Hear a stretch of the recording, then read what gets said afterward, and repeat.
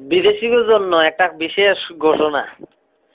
Dubai যারা বিদেশ করতেছে তাদের জন্য, দুবাই টু বাংলাদেশ একে বলে বিদেশ। হায়রে মানুষ কেন সবাই বিদেশ বিদেশ করে? বিষে দিতে একটু দেরি হলে যেন গায়ে আগুন জ্বলে।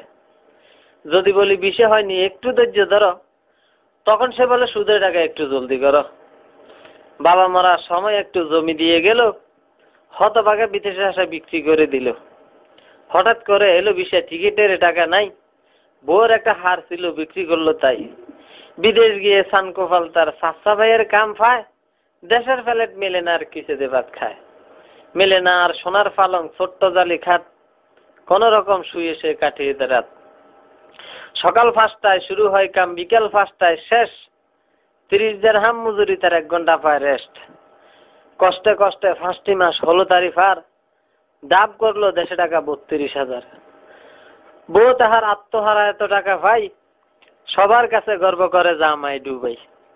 হঠাৎ করে কানন দিল ডুবাইয়ের সরকার, বাংলার মানুষ বাংলায় অফস নেই তোমাদের দরকার।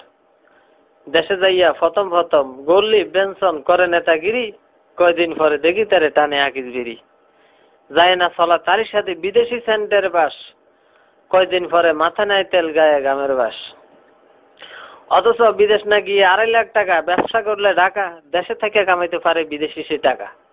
করতো যদি সোনার ফসল 2.5 লাখ টাকা দিয়া, সুখী সংসার করতে পারতো আয়ের টাকা দিয়া।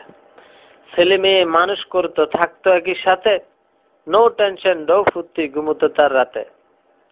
নিজের চোখে দেখতে যদি কেউ বিদেশের হাল, বিদেশ আসার নাম লইতো না কে ইহুকাল পরকাল। নিজের চোখে দেখেছি আমি বিদেশ কাকে বলে, সবার কষ্ট দেখে আমার ভিতরটা শুধু জ্বলে।